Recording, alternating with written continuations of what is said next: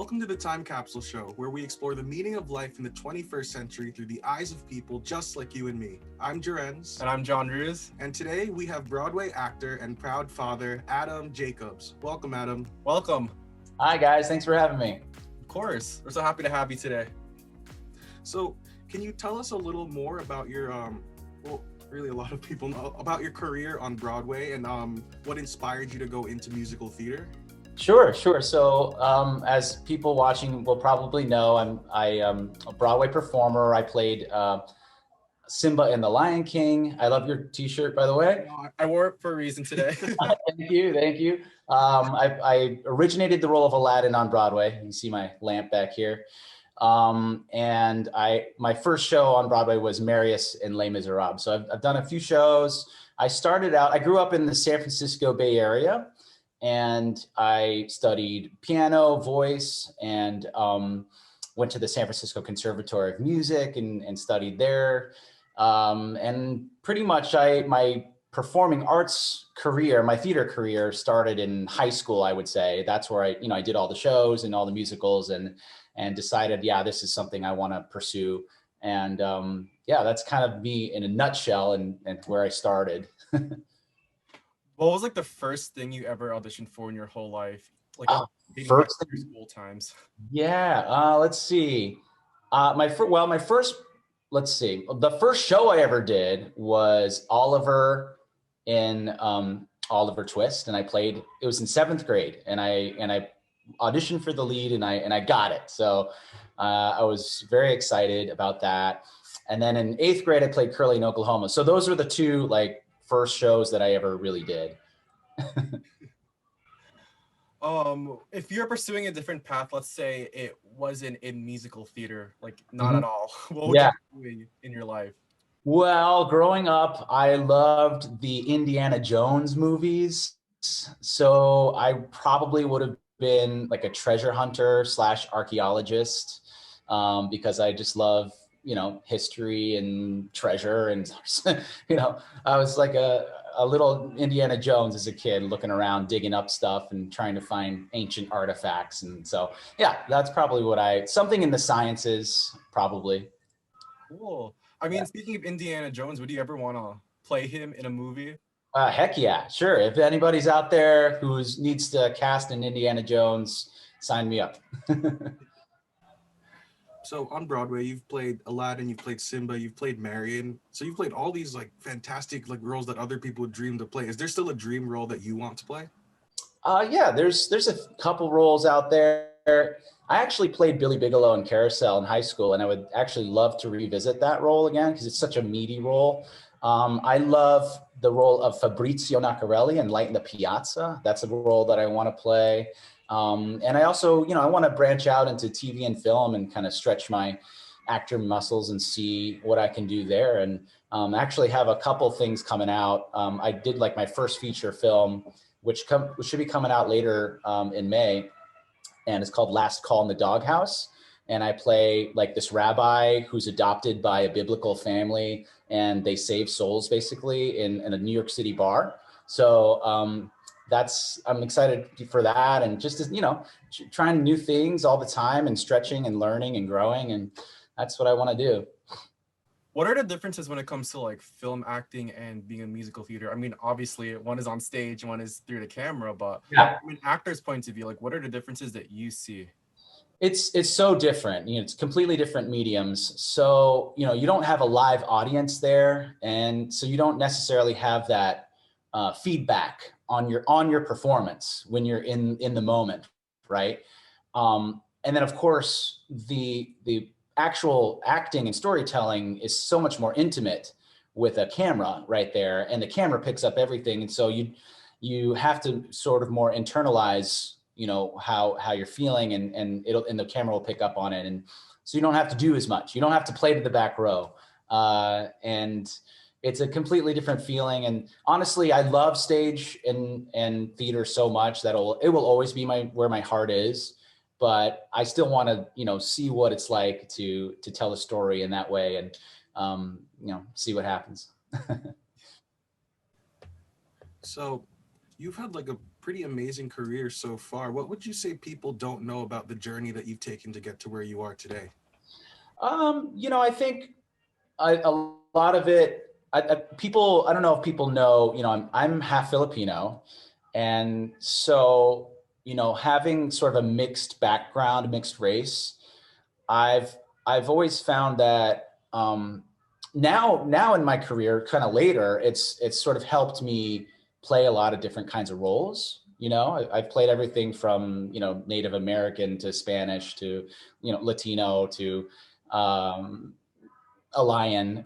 I've played everything, but early on, I struggled a lot with sort of identity and where I fit in, and how people were seeing me, in casting and that sort of thing, and so I actually did a cabaret called Behind the Curtain, and I did it out in LA, and we taped it.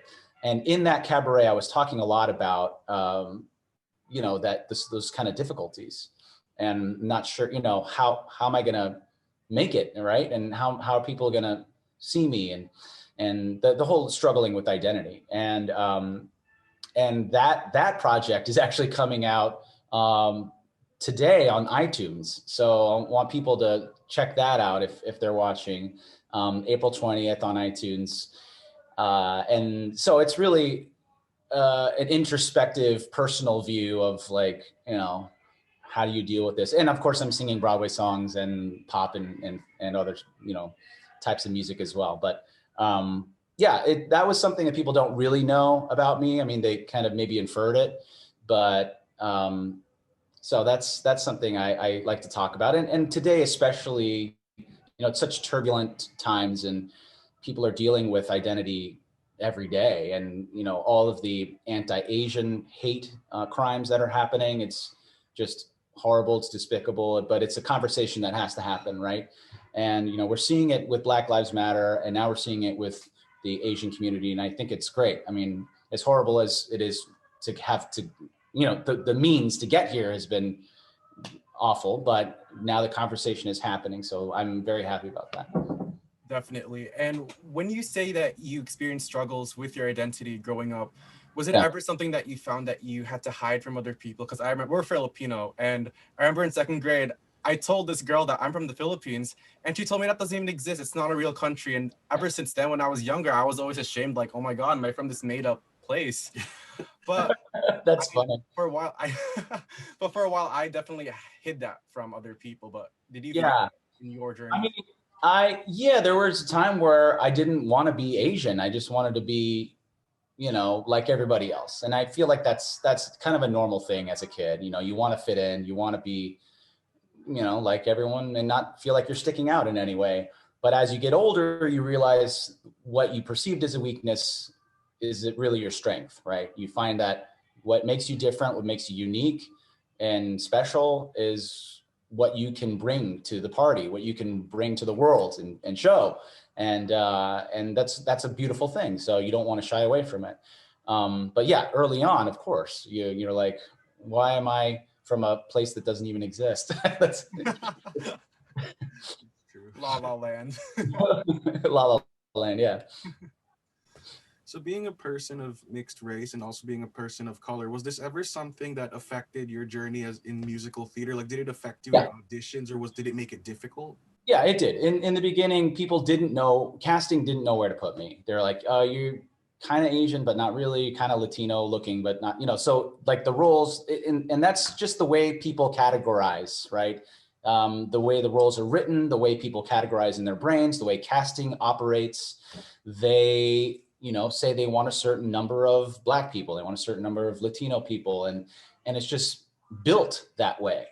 And to look beyond that structure is difficult for a lot of people. So a lot of times I'm having to go in there and change people's minds, their preconceived notions already, based on whatever stereotypes or whatever. I have to kind of shift their way of thinking in order to see me and what I can do. And, I'll make choices that they might not have thought about or have seen, and that's good. That's what they want. And they don't know what they want, I guess I should say. Like the producers and directors don't know what they want, and the casting. So when you go in there and show them something different, they're like, oh, okay, yeah, no, that would work, you know? So they say they think they know what they want, or a lot of times if they're good, they say, I really don't know exactly what we want. I'm hoping that the talent's going to show us and they're open, basically, that they're open to it. So, but yeah, so early on, it was just like, you know, how do I gain traction? Do I sell out and play these kind of stereotypical roles early on? You know, like, am I going to go into King and I and play that type of role that's, you know, possibly offensive? Am I going to do that? And, you know, it's a balance. Like, how do you, you know, every Asian person has been in Miss Saigon and King and I in early on, and then they've had to, then once they've sort of broken in, then they can kind of do the other shows that, and the art that really means more, you know, to them. I mean, I can't speak for everybody, but that's kind of how I felt about it. It's like, all right, you know, you got these shows that are stereotypically, you know, possibly offensive, but you kind of have to go through that in order to get to the good stuff. if that's you know, it's kind of a weird way of saying it, but yeah. That's true. Yeah.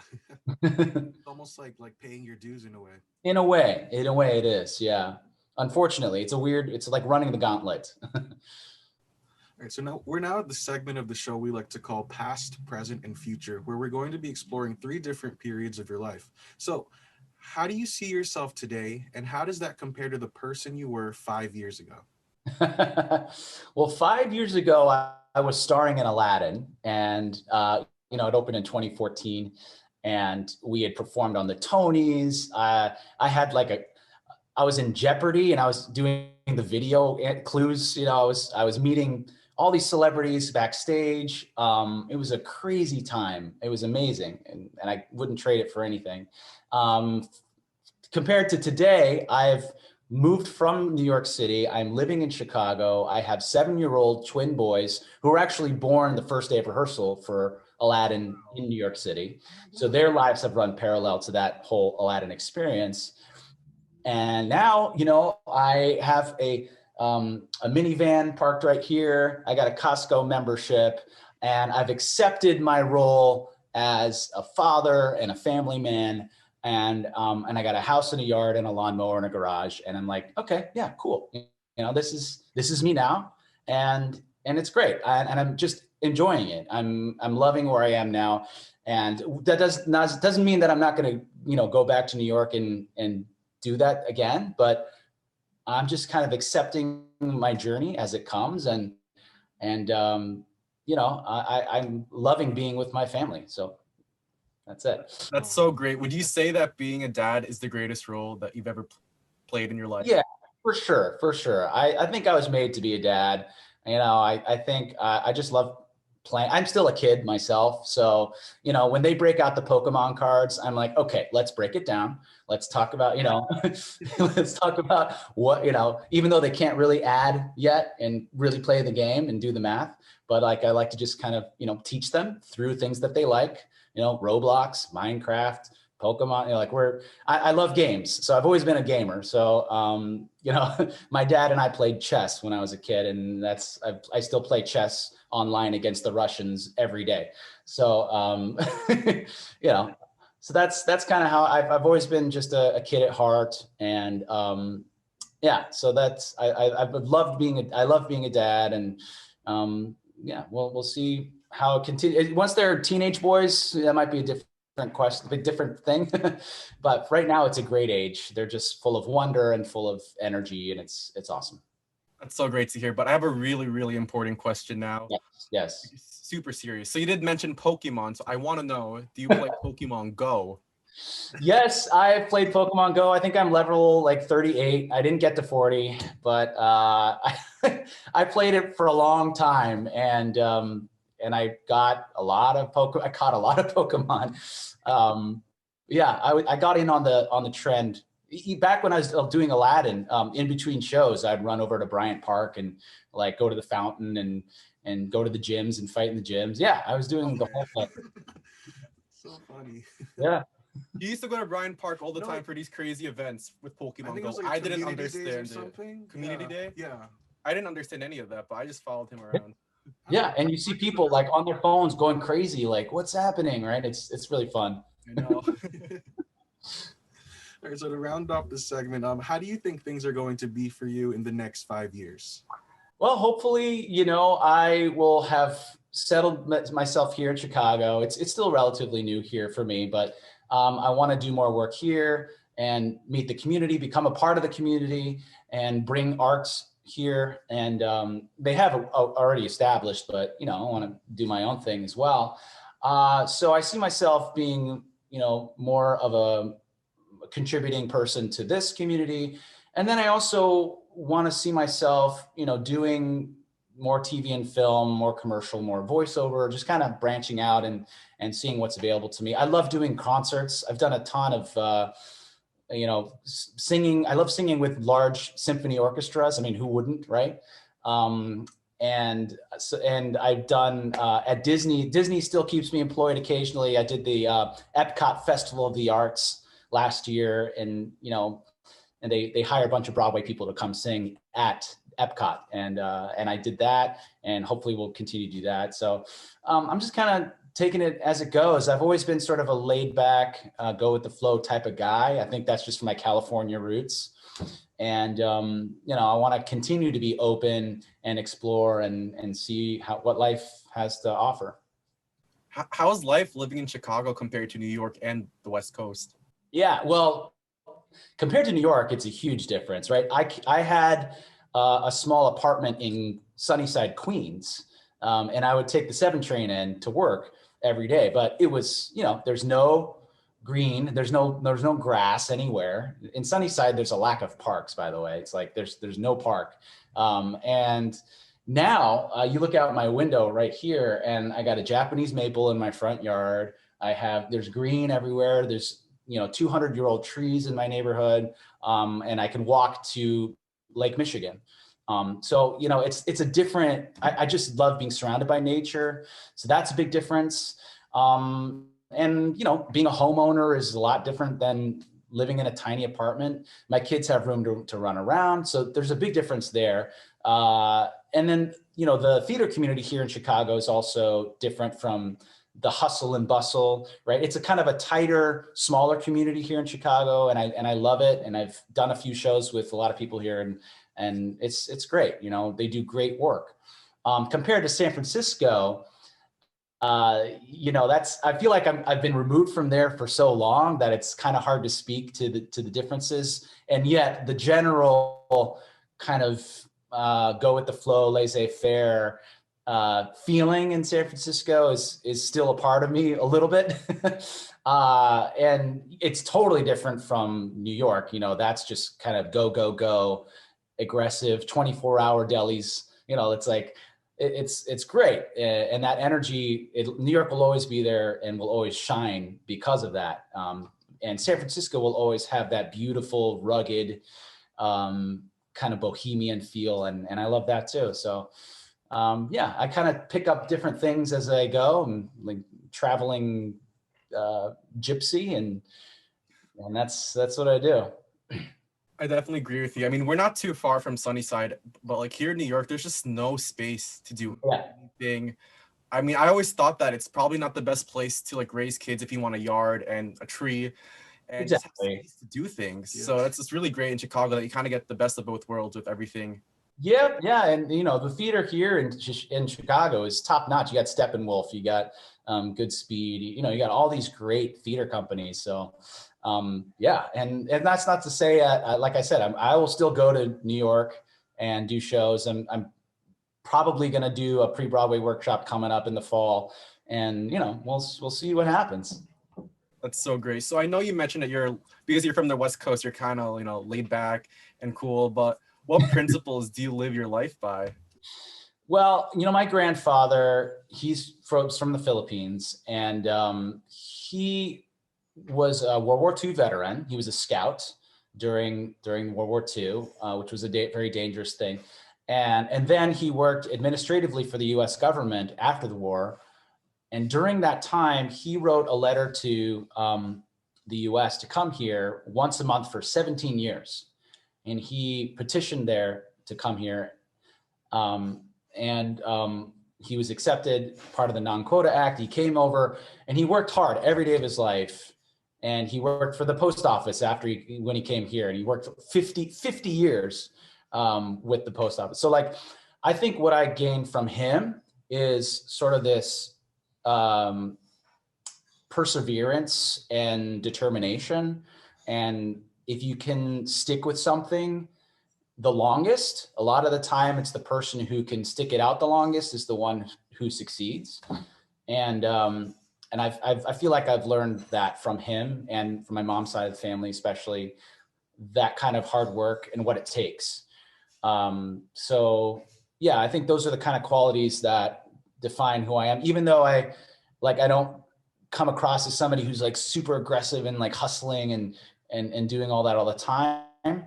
I do feel like I put in the work, and that I, let the work speak for itself. And that's kind of how I am. I'm not the kind of person to trumpet a lot, like my own, I don't know. I feel a little strange to it, even though it's bad in this business. You should be like on YouTube making content, blah, blah, blah, blah, blah, blah. And I'm like, yeah, okay. I don't really feel that way. So I just have to kind of be true to myself, and yeah, that's it.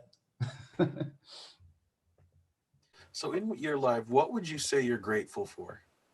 I'm grateful for my family, for sure. Grateful for my parents. They took me to every rehearsal. They drove me 45 minutes to different cities. I lived in Half Moon Bay, and I would do shows up in San Francisco. It's like 45 minutes to an hour. I would do shows in San Jose, like 45 minutes to an hour the other direction. Mountain View, San Mateo. Like, they put in so much time and money, and just really invested and supported my sister and me in our careers. And so I owe everything to them. I'm grateful for being healthy. I got my second vaccination shot a few days ago. So I'm like, all right, let's go. Let's get back at it. So yeah, being healthy and having a roof, having a home. It's like, you got to appreciate the things that you have. And I feel very grateful for that. That's amazing. And we're grateful that you're here speaking with us today. Yeah, man. So now we're at the part of the show where we get our title from Time Capsule. So I'm going to ask you, if you were to leave something in a time capsule for people to dig up 100 years later, what would you put in there and why? I'd probably put like a lamp in there, just because I think it's cool. It's like, oh, people will think, maybe they'll think it's a real magic lamp when they open it. And also, it's memorabilia from a bygone era on Broadway. It would be by then, I suppose. And yeah, I'd also put in maybe like a chess piece, because I love chess and I love my dad, and it reminds me of my father. And I put in photos of the costumes on Broadway. I think would be cool for people to see all of Greg Barnes' amazing work that he did. And so maybe I'll put like a thumb drive, right? You put a thumb drive with all the, like, 1 million images of all the different costumes from all the shows, and just a history.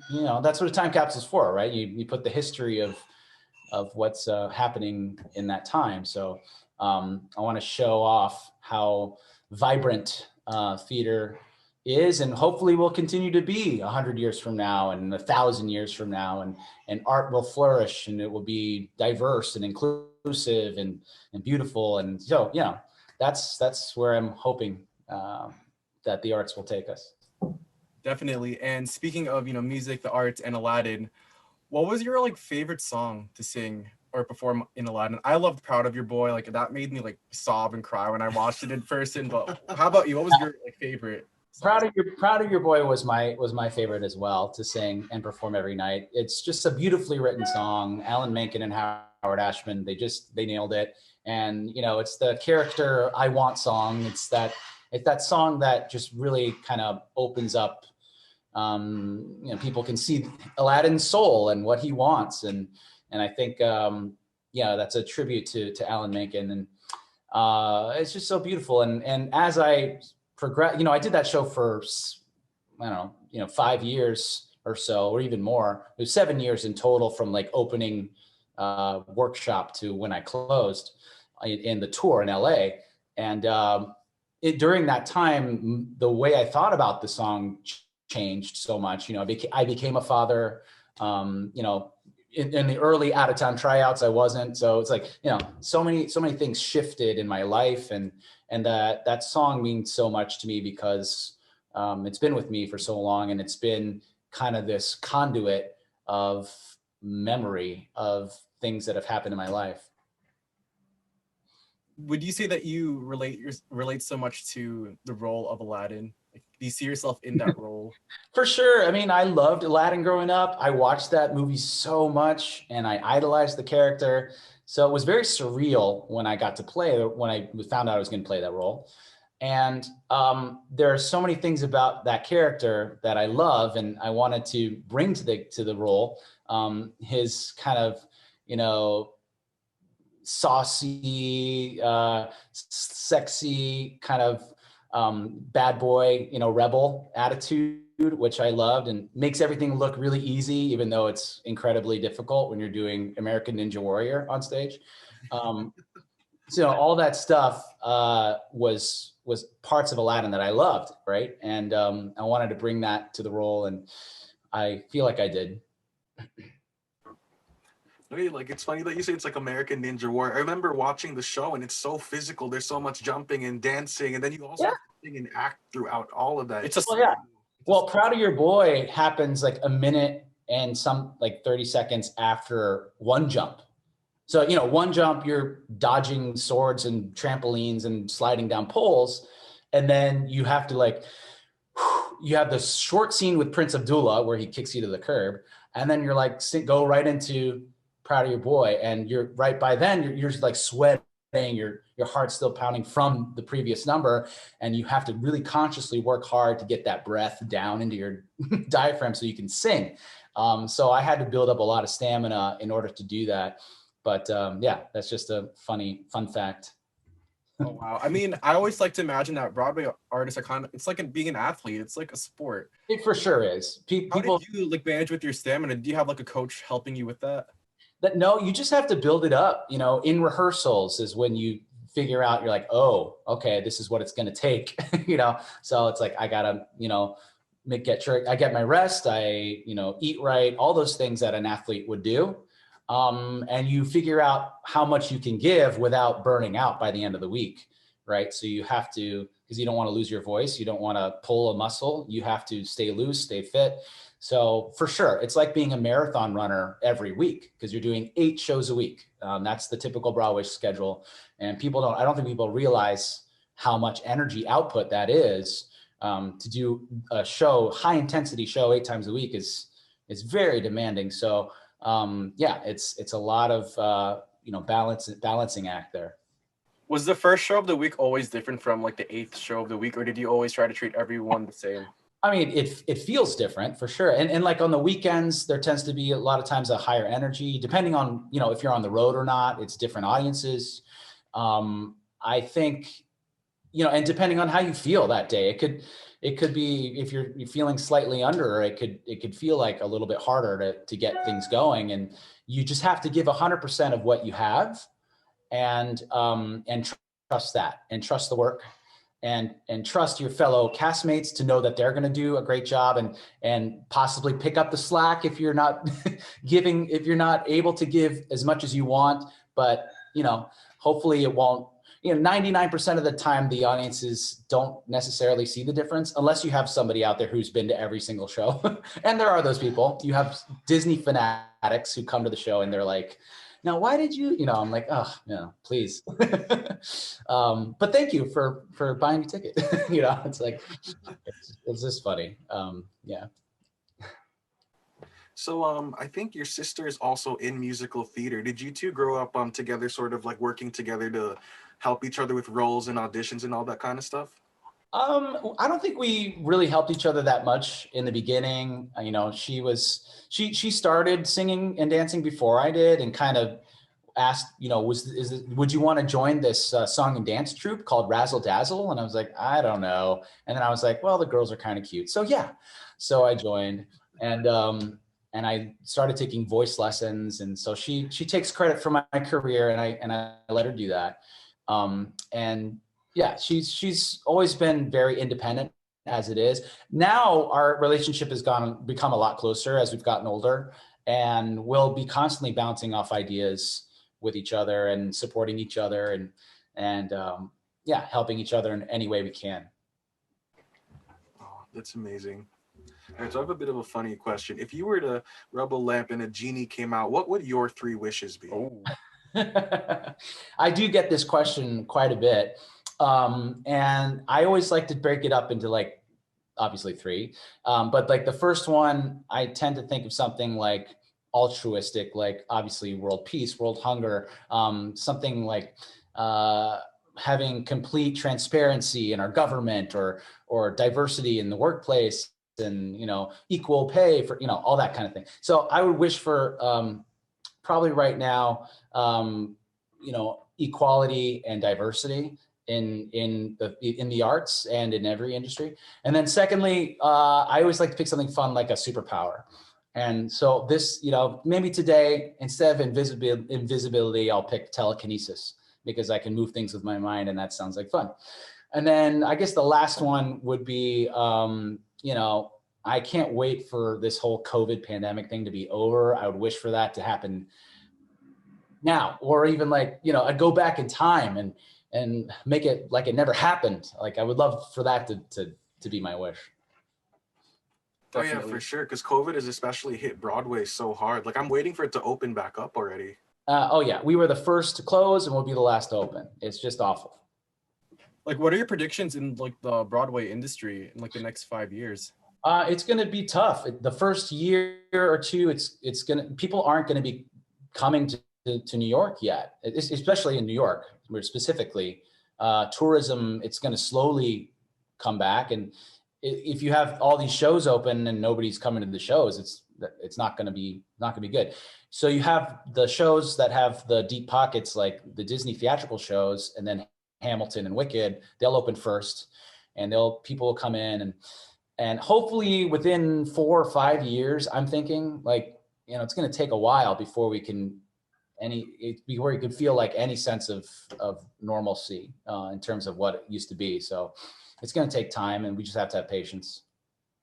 Definitely patience. Yeah. Yeah. All right, so now we're pretty much at the end of the show. Is there any final words that you'd like to add? Maybe advice for maybe other Asian Americans out there struggling with their identity growing up during these times? Yeah, I would say to all the Asian Americans out there, just have faith in yourself and believe in yourself, believe in your superpower. Don't shy away from who you are, because who you are is special and unique, and what you can bring, nobody else can, right? What you can do, nobody else can. Not in the way that you can. Okay. So, yeah, that's my pep talk to everybody out there. Be confident in who you are. And that's it. Just be confident. Awesome. Well, Adam, thank you so much for being a part of our time capsule. Thank you to our viewers for watching, and please make sure to like, comment, share, and subscribe. Tune in again next week to meet another amazing addition to our time capsule. All right, we'll see you next time.